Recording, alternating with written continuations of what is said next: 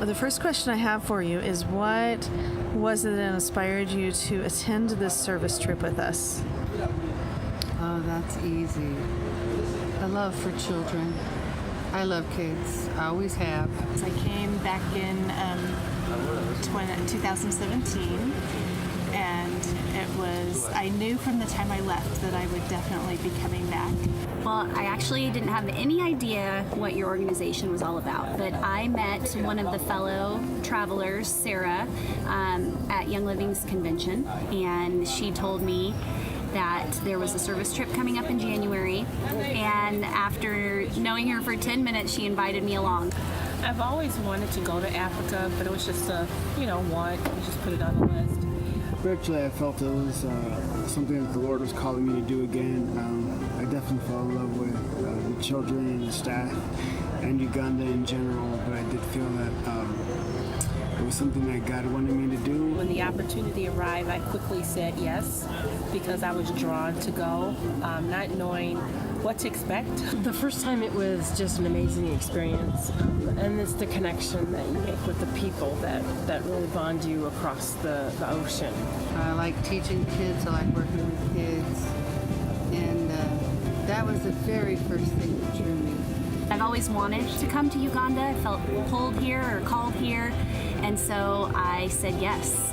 And as soon as I said yes, I was terrified. I had no idea what I was getting myself into. I knew I wanted to return and see things with that new lens that I left with. It's just the heart connection that really drew me to come back and continue making the differences that UOCC has made in the kids' lives, and then as we progress to reaching out in the community. Because it really takes a heart. Not everyone can do that, and it is only a godly heart who can give in all their all to do the impact in the lives of people here, the children, and everyone else, and in all the community. So what activity did we do as a team that you felt was most impactful? That's hard because I feel like everything was impactful. Getting to know the kids, playing with the kids, connecting, seeing the love. I feel like as a whole, everything was impactful. From the kids in the orphanage to the slums, everything. You could see the love and appreciation of these kids who really have very, very little. You guys going down there and showing your zeal to do it even when the situation basically in the slums are not right, where everyone is like, I can't go there. You guys took a step and went there.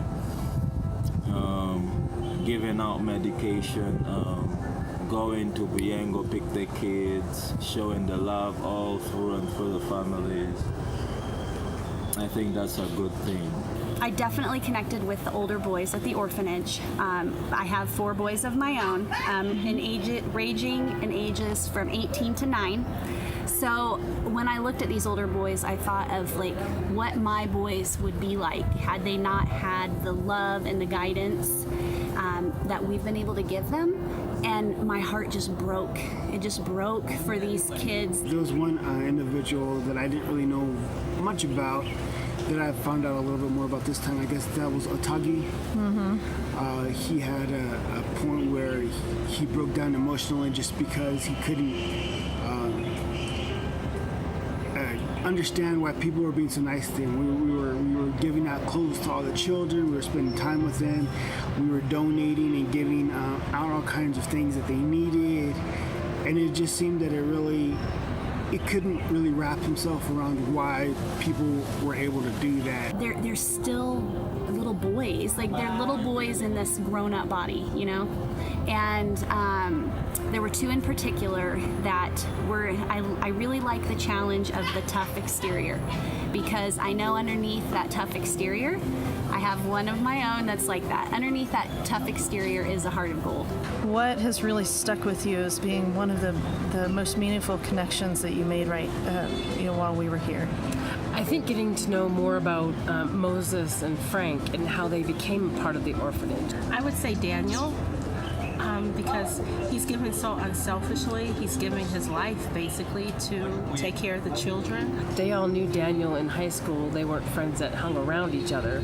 And then they by chance met and started talking, and then they visited the orphanage, and that was it. Frank said he walked in the door and there was all these smiles and these kids, and he said they immediately stole his heart.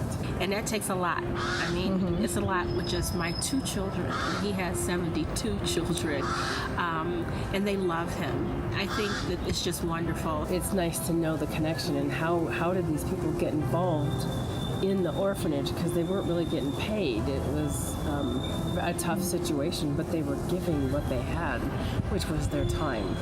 When I heard him and he was sharing his story and took us to the other orphanage, the old one, and to see, that used to be him. He was there, and now he has these children, and he's picking up the torch and carrying on with it. And his faith is what's really sustaining him. If anybody is thinking of doing this trip, but you're afraid, you're not alone. It is life-changing. A lot of times they say in service trips or mission trips, you'll grow. That's, to me, the icing on the cake. It's definitely something that you can't get just anywhere. You can't get by watching a video, and you can't have a full grasp or understanding of what's going on just by listening to somebody. It's really something you have to experience. I've seen team members change within themselves. You're in a different environment, and it kind of helps you to step out of, maybe it's fears of traveling, fears of not being in a new country. These are people just like you and me. They're not barbarians. You're not going to come out here and just swallow in the mud. When you see how the people are they have nothing, but yet still they have so much love to give and encouragement in their faith, I think everyone should be given this opportunity. If you haven't thought about it, you definitely should think about it. And I guarantee you would leave here being another person. Whatever strengths you have, bring them fully to the table. Just take that first step. You don't have to know what the step is after that, but just feel the fear and do it anyway, because God rarely calls us to do anything. As a matter of fact, I don't think He calls us to do anything that's in our comfort zones, that's convenient. There's never a right time. You just have to do it. Someone out there that is coming with the 2019 August team, I'd love to welcome you in Adivas. You're most welcome. We will always receive you with open hands. We are here to take care of you, to make sure you're okay, you're fine in every situation. You can make a big difference in the lives of the children that are here. They're waiting to listen from someone. They're waiting to be loved by someone. They're waiting for a hug from someone. They're waiting to be encouraged by someone. So I believe your coming here can greatly make a great difference, and so many people will get to see the light through you. We urge you to come, work with us, work with our children, support them as you've always done. And whoever has fear of coming here, just know that Team 2019 and Jennifer are all safe.